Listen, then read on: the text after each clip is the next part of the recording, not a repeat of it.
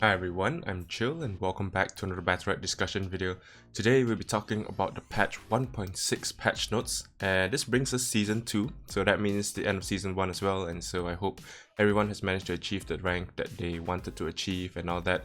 In any case, even if you couldn't, there's always season 2, so here we go, season 2. So first of all, there's a new Iva skin, so for those of you guys who enjoy playing Iva, rejoice because we finally get a new cool Iva skin, at least to most people. So patch 1.6 is scheduled to arrive on Wednesday, May 16th, which should be around the time when this video is up anyways. So yeah, you guys can watch this video while waiting for the patch to go live. In any case, there's a couple of general updates which improves performance. Battlegrounds is no longer available in private matches to make way for Battlerite Royale, which should be coming out in July, I believe, according to SLS themselves, of course. The Season 1 rewards will be distributed, and Season 2 will have completely new sponsors, well, 2 new sponsors, and I think new rewards and all that sort of stuff. So yeah, pretty interesting. There's a couple of changes with the UI as well. With Season 2 live, you can preview leaderboard history, like in the Season 1 leaderboard, blah blah blah. Nothing really major. I think the most impressive thing in terms of like the general updates would be like the voice lines are now synced across clients. So say you hear something funny, you can share it with your friends and they know what you're talking about, because before this voice lines were not synced, so different people will hear different things basically, but now they will hear mostly the same things. So yeah, fantastic. Onto the champion updates. There's been changes almost to every champion, well, not all, but almost every one of them. There were buffs here and there, some nerfs here and there, a lot of, I wouldn't say major, but fairly major tweaks to quite a couple of champions who are either underperforming or a little underpicked perhaps. And so yeah, let's just get straight into it. So first of all, Ashka. Mostly Battlerite changes. So Lava Punch and Fire Punch has been removed. That's both his E rights, and in return they gave him like a couple of new Battlerites. So first of all, Fire Ward Spacebar shield value increased from 15 to 16. So I think this Battlerite has been a bit underpicked, so they're sort of buffing it up a little bit. Ember Fire has been reworked. I think this is the heal Battlerite that he gets when he lands his Q ability. Now grants a shield for each enemy hit by Flame Strike. Shield absorbs up to 10 damage and lasts up to 3 seconds. So I would say it's a bit of a nerf because the healing is much better than the shield. At least for Ashka, because Ashka doesn't have a lot of self-healing other than his shift space. And so this is in a way a nerf because like there's one less way for him to get healing, at least in my opinion. He has to rely on shields, which I guess is fair, but I think this Battlerite wouldn't be super useful because like first of all, you don't usually hit your Q to begin with, and the shield usually wouldn't really play a role because Ashka is a ranged champion and he doesn't really take hits, and occasionally even if he does take hits, you want to heal instead, to heal up back to max HP instead of having a shield that only lasts up to 3 seconds. So yeah, Molten Core, new offense right. Molten Fist causes your next fireball to deal 2 bonus damage and inflict ignite, added to basic loadout, replacing Lava Punch. So basically Molten Core is kind of like the E right that gives you your next fireball like a ignite and 2 extra damage, just like the spacebar one that he already has. Can't remember what it's called, but now he has the E version of it, which is kind of cool. Mach Punch, which is a new mix right for E as well. Molten Fist travel distance increased by 50% and cooldown is reduced by 1.5 seconds. So this is kind of like a mix between the 2 rights that were removed, which is pretty cool because I really like this a lot. The cooldown reduction is really handy, and this travel distance increase is also really handy because you can kind of think of his E as like a second movement ability if you don't knock people back with it. So yeah, I think Mach Punch is really nice. And Molten Core is really interesting as well. So yeah, we have to see if this actually triggers if you hit someone with your E, or whether will it trigger even if you don't hit someone with your E. So we have to see if that's the case or not. But nevertheless, seems pretty interesting so far. On to Bakko. I think Bakko has gotten an overall nerf, I believe.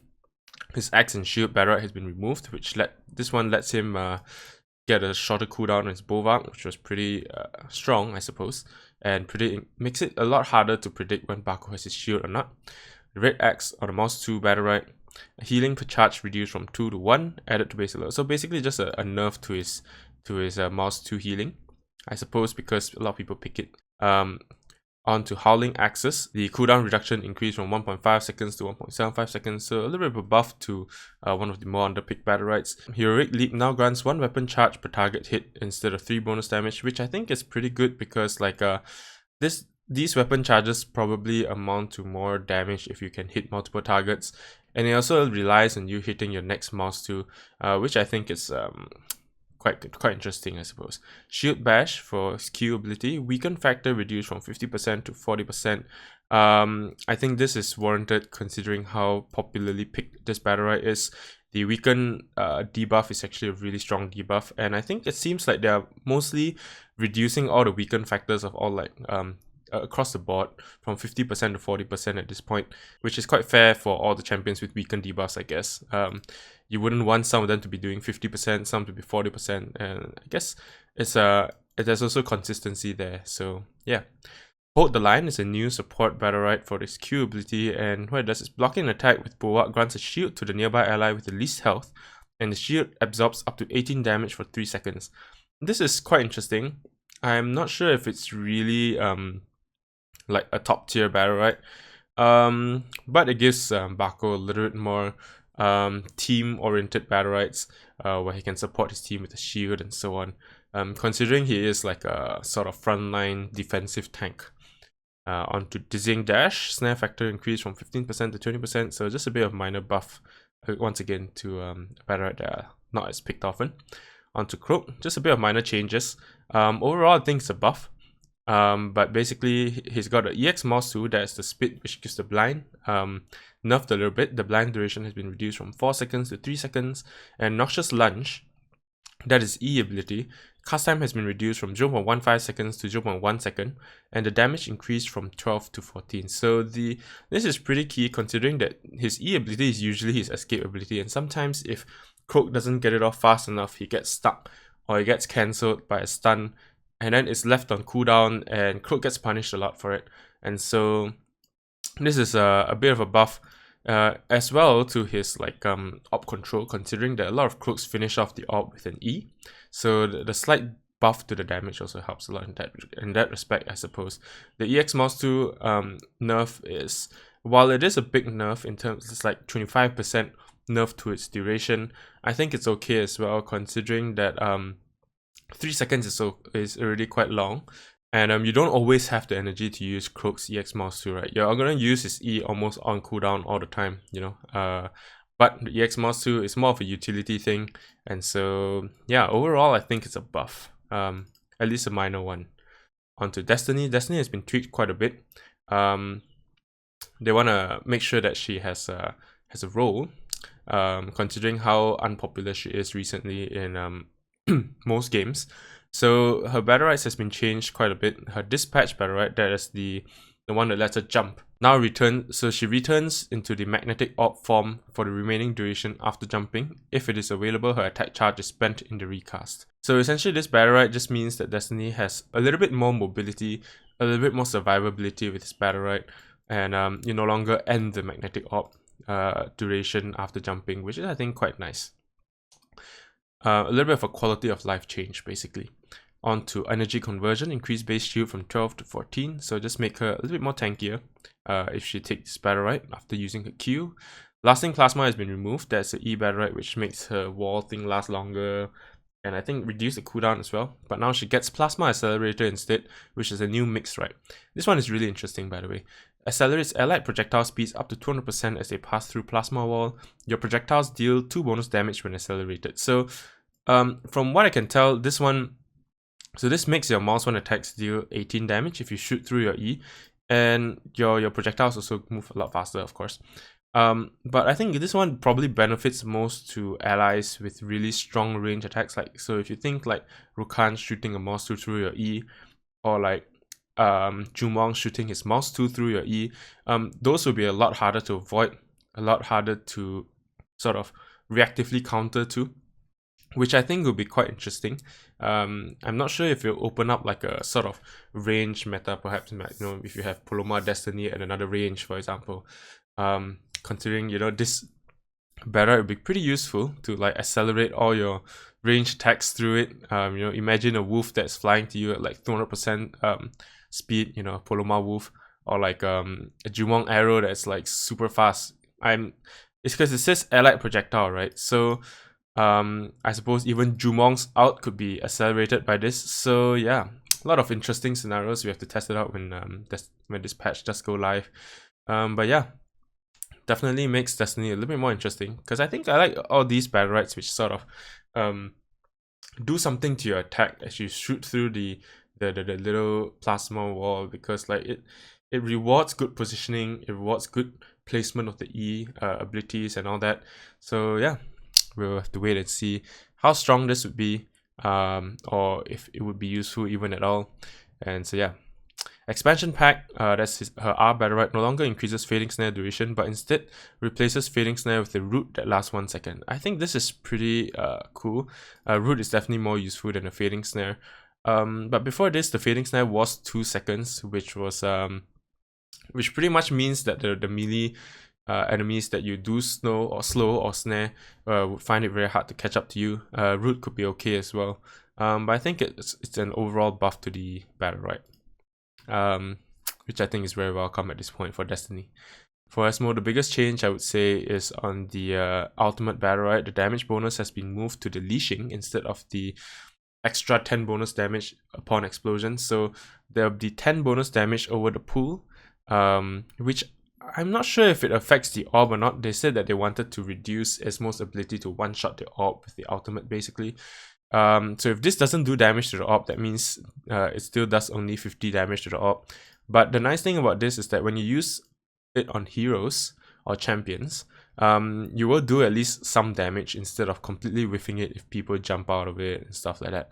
So yeah, pretty interesting change. I think it's really fair, considering that like you cannot just one shot the orb immediately with the ult, and there is like a little bit of a, you have to consider a little bit before just throwing it out there, basically.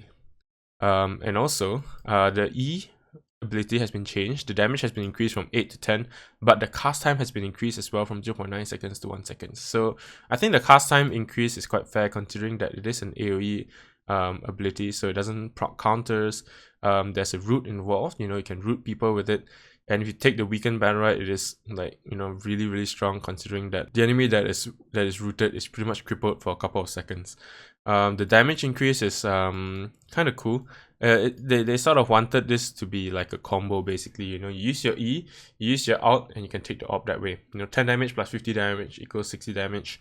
And so yeah, pretty interesting change. The big part of it, I would say, is the cast time, which is a pretty sizable nerf considering how strong the ability is. But we'll see.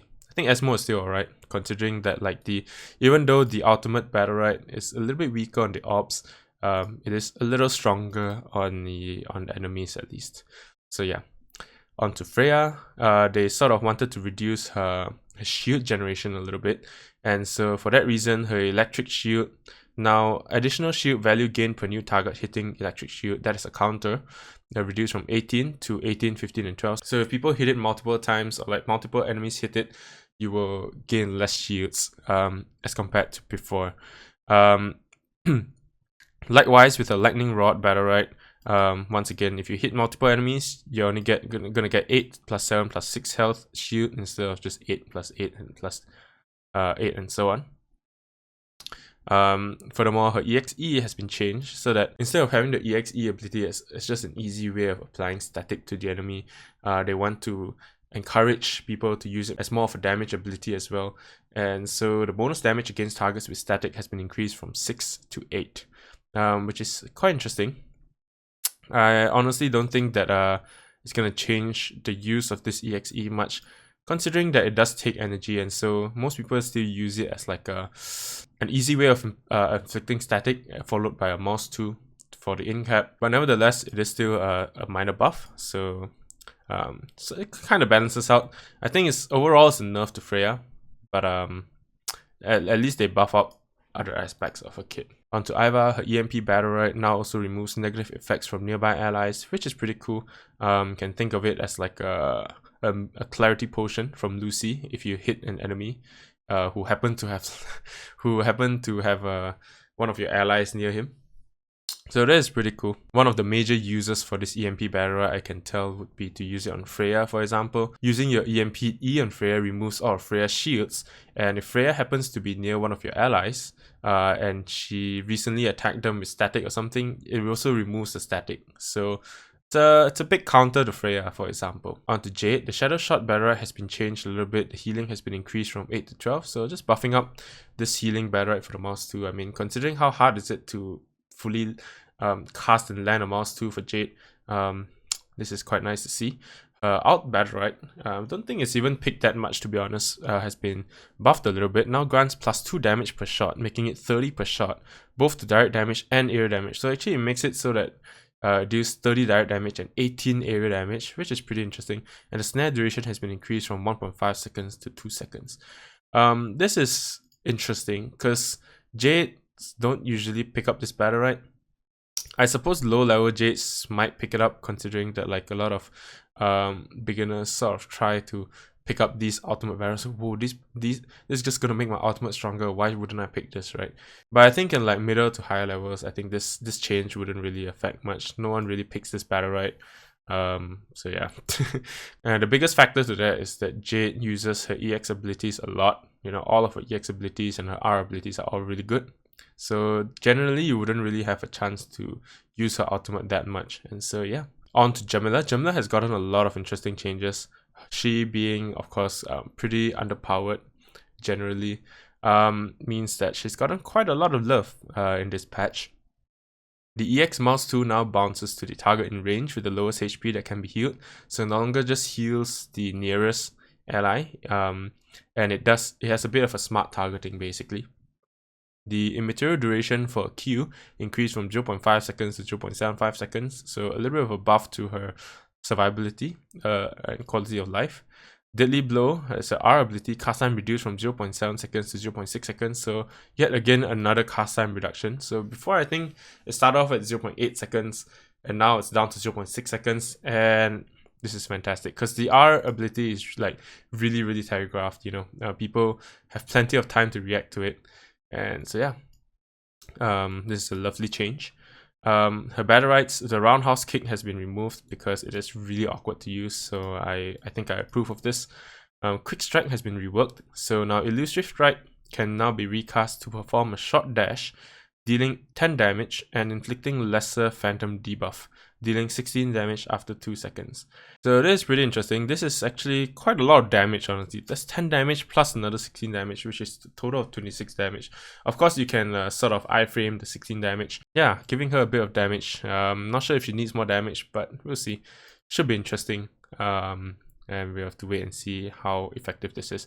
Agile Shadow and Blade Sword has both been removed. Personally, I use Agile Shadow a lot. I kind of like it for the versatility. I know it's a bit all-in to use your Q and spacebar just for a burst damage combo, but it was really fun to use and sad to see it go basically. Blade Sword was a bit underpicked because of the whole melee only aspect of it, so I kind of understand that, but in return she does get a few new Battlerites which all seem pretty interesting to me. Crimson Blur, new mobility right for a Q, grants a 70% fading haste lasting 0.75 seconds when successfully countering an attack with Shadow Dance, and this makes it a lot more consistent to hit her big attack after countering an attack with a Q. It kind of fills the same role as Agile Shadow, so there we go. And of course, not to mention that you don't actually have to commit a spacebar to trying to hit that big attack basically, which is nice. Shroud of Shadows, now a new survival right for a Q, reduces damage taken by 30% for 2.5 seconds after the invisibility of Shadow Dance fades. So this is kind of like Slippery Skin or something for Croak, which gives like the damage reduction debuff. The damage reduction buff. I think this ride is pretty good because Jamila is pretty prone to taking damage considering she doesn't have a lot of iframes, so this would be pretty helpful to her survivability. So yeah, nice addition, and definitely gives a little bit more choice to what players can pick in terms of Jamila's Battlerites. Deceptive Momentum is a new E Battlerite, and while being pulled, you take 75% less damage, which could be useful. Honestly, you don't really get hit a lot while being pulled with your E ability, so while it could be useful, you know, to take 75% less damage, if you get stunned or anything while pulling, or like pulling yourself to a wall basically, you're gonna get like punished quite a bit anyways. So I don't think it's really that useful. Maybe if they add a little bit more effect to it, make it an iframe. You know, make it so that one Battlerite gives it an iframe. I think that will make it a lot more viable. I mean, it does take up a Battlerite slot, so you know there are like pros and cons to it. Would make it a lot more exciting, I think, rather than just reducing damage taken. Because like you don't usually get damage while you're being pulled. You know, it's not really that easy to hit Jamila while she's being pulled. Finally, the most interesting one is the change to Lurking Phantom. That is her ultimate Battlerite. It's now called Shadow Double. And in addition to Stalking Phantom being able to wall jump, you can now recast to switch places with the Stalking Phantom once it is stopped and remove negative effects. So a big caveat here is that it has to be stopped for you to switch places with it. So that means it has to have stopped chasing an enemy before you can swap to it. And say if you're near to another enemy, I'm not sure if after swapping will it start chasing the other enemy that's near to you, but it seems interesting at least. Personally, I don't think I'll pick it because the art is really still pretty crappy considering it triggers counters. I guess being able to swap to it seems kind of interesting. I suppose you can do like some sort of fancy little combos or little tricks with it. But overall, I don't think it's that really that impactful, I think. But we'll see. Maybe the other changes to Jamila's kit, because this is a pretty big change to her sort of a base kit, I would say. Hopefully she's more viable now after all these changes. On to Jumong. Jumong has gotten a couple of changes to some of his Battlerites as well. Prey Drive, there's his mouse 2 Battlerite now heals a little bit more when you hit. So instead of 8 and 8, it's now 10 and 6, so a lot easier to get healing. Marked Prey has been removed, unfortunately. And Trapper, that is the double trap. The duration of second trap reduced from 3 seconds to 2.5 seconds, so nothing really major, just basically a bit of a buff and a nerf at the same time. And of course, having less options to his Battlerites. Onto Lucie. Dynamic solution, there's a Q Battlerite now also increases knockback distance by 20% from 3 to 3.6. So just a bit of a minor change, a little bit of a minor buff. Onto Oldur, the Eternal Dunes Battlerite, which lets him regenerate charges when he hits people with his E Battlerite, now allows him to get up to 5 healing charges, so basically improving his ability to burst heal a little bit, which is nice to see, I think. You know, I always love it when they give Oldurs and Siriuses a little bit more healing capabilities, you know, considering they are a bit more offense focused support champions. Onto Pearl, they nerfed her bubble barrier a little bit. There's an E ability, the maximum slow while inside of the bubble reduced from 50% to 40%. Just makes it a little less obnoxious to deal with. The Battlerites, Riptide and Tsunami just got the damage buffed a little bit. So just with a overall, I think I would say it's a buff to Pearl, because I mean honestly most people will move out of the barrier. They won't be standing in there and trying to run through it. So it's a small buff to at least some of the Battlerites for Pro. On to Pestilus. Pestilus has gotten, I would say, an overall buff, considering that like EXE, the duration has been increased. A lot of his Battlerites have been tweaked to be better, you know, so that he has a bit more options basically. So Colony, his mouse 2 Battlerite, hitting an enemy with Bloodsucker now inflicts moth and spreads moth to nearby enemies. Hitting Queen will still spread moth to nearby enemies as well. This is interesting because this makes it so that his mouse 2 has a little bit more AoE pressure, and you don't actually have to just you know, be hitting your queen all the time to spread the moth, which is pretty nice. I think it's really good. This makes Colony plus the Battlerite that gives Pestilus the movement speed really good together. Disperse, the snare factor has been increased from 20% to 25%, so just a minor buff to that Battlerite. Spores, the weaken factor on enemies, increased from 50% to 60%. Damage and healing output of allies increased from 25% to 30%. This one is the one that increases the effects of his spacebar when sitting in an ally or enemy, and I think it's while it's useful, I don't think it's like super fantastic, so maybe this might help it a little bit. Brood Mother, the Q Battlerite, now also increases the Queen's area of effect by 10%. I think that's okay. It's pretty cool. I think this one's the one that gives the slow, I believe, and so this could be useful.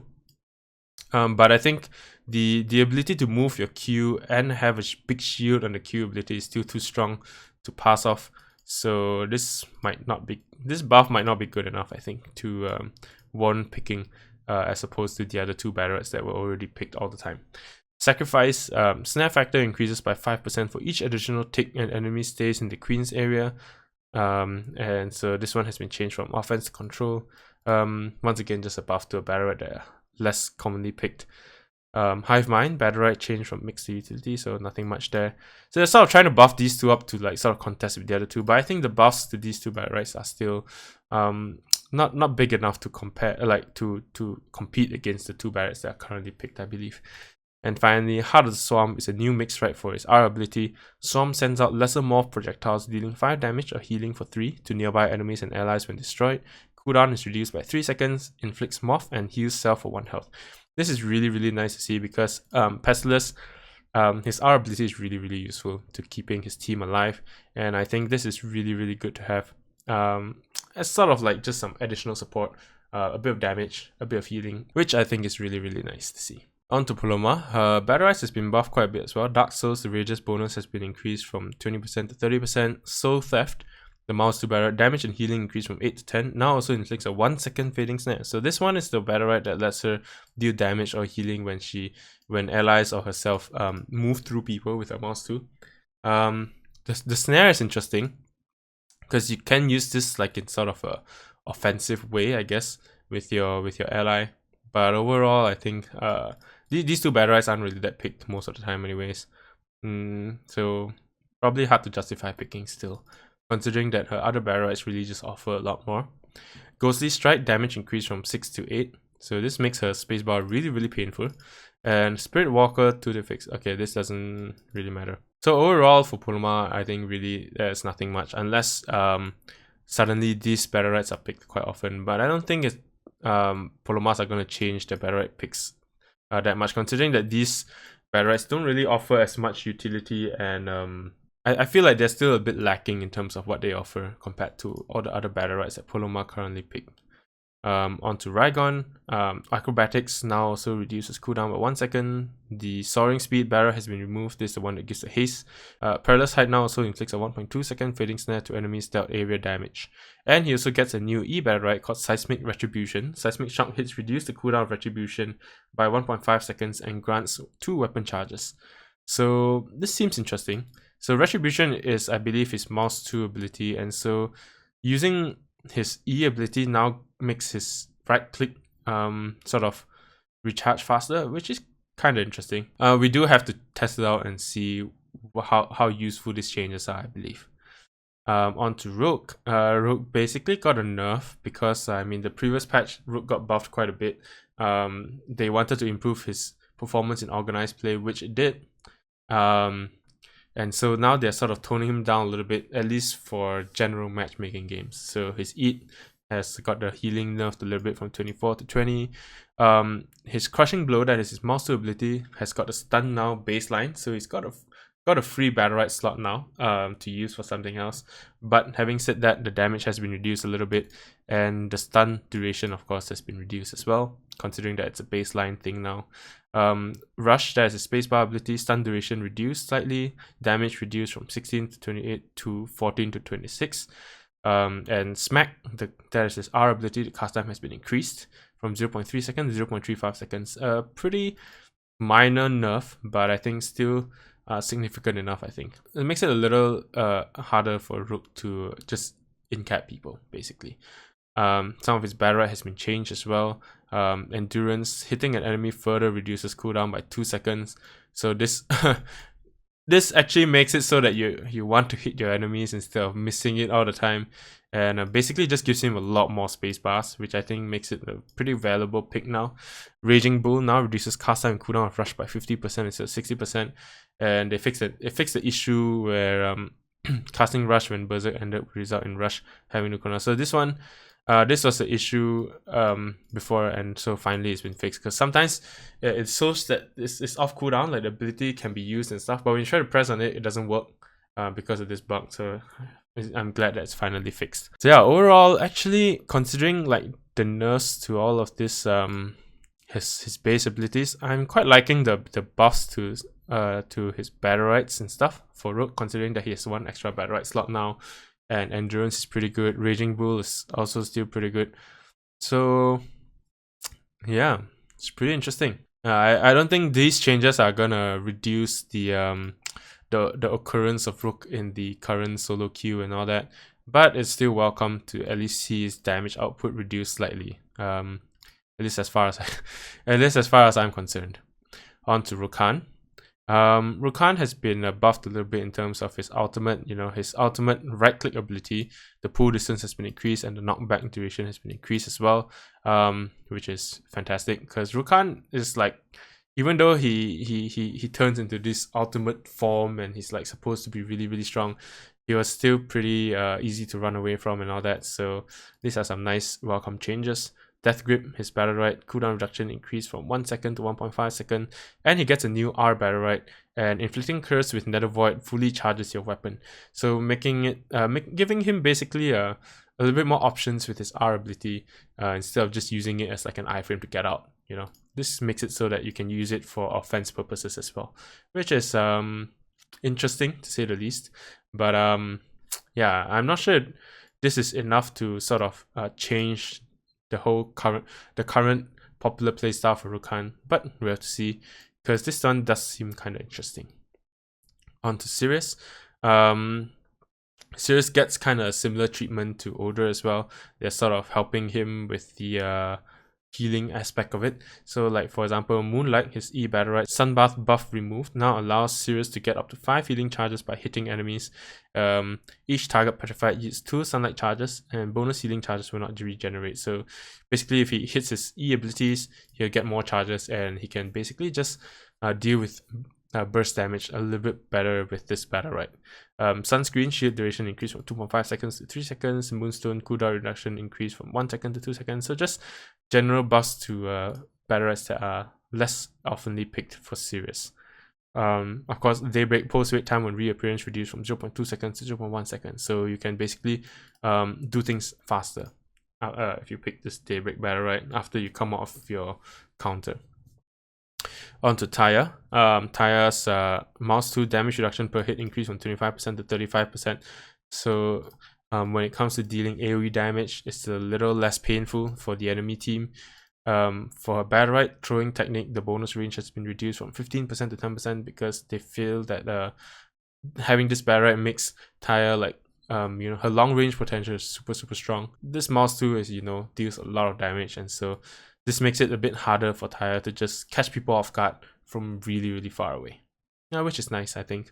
Taya, being as hard as she is, I think she's in a pretty okay spot. So yeah, I guess pretty justified to have some of her more popular Battlerites tweaked a little bit, nerfed a little bit. On to Thorn. Thorn has been pretty popular lately, according to SLS, so they're sort of nerfing him a little bit once again.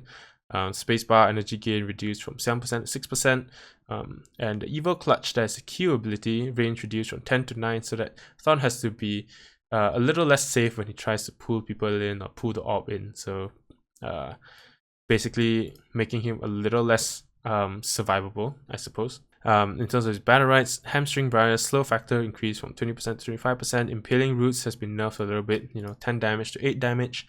Whiplash, his Q ability damage increased from 12 to 14. And Grounding Grasp, his Q ability, now when Evil Clutch starts moving, nearby enemies are inflicted with root for 1.5 seconds. So I think basically making it easier to root people, I suppose, with his Q ability. So I suppose these are buffs to his lesser pick Battleites and stuff. And this one is a nerf to a Battlerite that's super popular, of course, for Thorn, because he doesn't have a lot of burst damage, so Impaling Roots is one of his most popular Battlerites.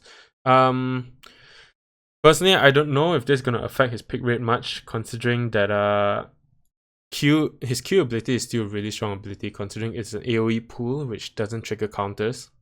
The energy gain is going to hurt a little bit to his survivability, but overall we will have to just see whether the buffs to other melee champions and the nerfs to Thorn in this patch will make him like be too weak to play and all that or not. But as far as I can tell, these changes shouldn't be big enough to sort of see the disappearance of Thorn, basically, at least in organized play.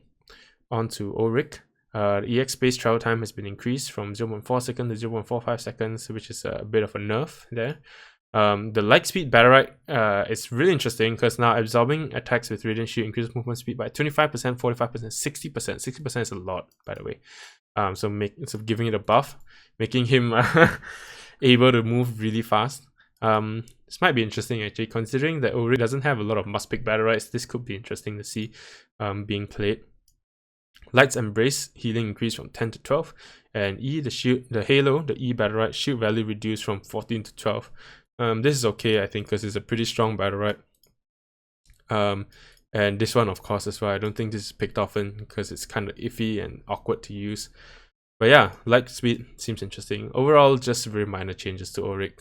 Mostly because I think Ulric has been nerfed quite a bit already in the previous patch, and he's a bit more in line with other champions currently. On to Varesh. Varesh has got a small nerf, mostly. Inhibitor, E-movement speed, while casting reduced from 75% to 60%. Overall, I still think this Battlerite is really, really important for Varesh. Considering that he is able to move while using his E. Makes him a little more fluid. And I think it's still good enough to pick. Lawbender, cooldown reduction increased from 2 seconds to 3 seconds. Onto Return, recast time increased from 2 seconds to 2.5 seconds. So just making it a bit easier to use this Battlerite. And I think that's okay. Usually you don't really need to pick this Battlerite as Varesh, but I think they're just giving people a bit more options basically. Likewise, Lawbender, cooldown reduction increased from 2 seconds to 3 seconds. So, but overall, I think for Varesh, I think it's a nerf, honestly, because these two Battlerites, they don't really offer too much, and his Inhibitor is one of the most picked Battlerites and it's nerfed slightly. So overall, I think it's a nerf to Varesh. Finally, Zander. Zander's got a lot of interesting changes this time. His Arcane Conductor Battlerite has been made baseline, kind of. You don't get the extra duration, but at least the Amplify factor is baseline now for his Arcane Catalyst. Spotlight, his EX monster has been buffed slightly, because before it was 28 and then they nerfed it to 21, and now they buff it back to 24. And the healing instance is like 4 times 6 now instead of 3 times 7.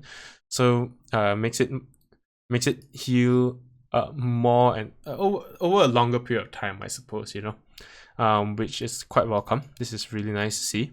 Just buffing Zander up slightly. Ace up the sleeve. Now any ally traveling through portal resets the cooldown of Grand Conjuration. Only the first ally traveling through will reset the cooldown. This is fantastic because usually you'll be using your portal on an ally instead of yourself, and so it's really awkward if you pick this Battlerite and you want to use your portal on your allies and you don't really get the reset. So this means that you can use your EX mouse tool twice as often. You can, I won't say twice as often, but at least more often. You can use your mouse tool, your normal mouse tool ability more often. And I think this makes it pretty much a must pick a lot of the time with this change, I think.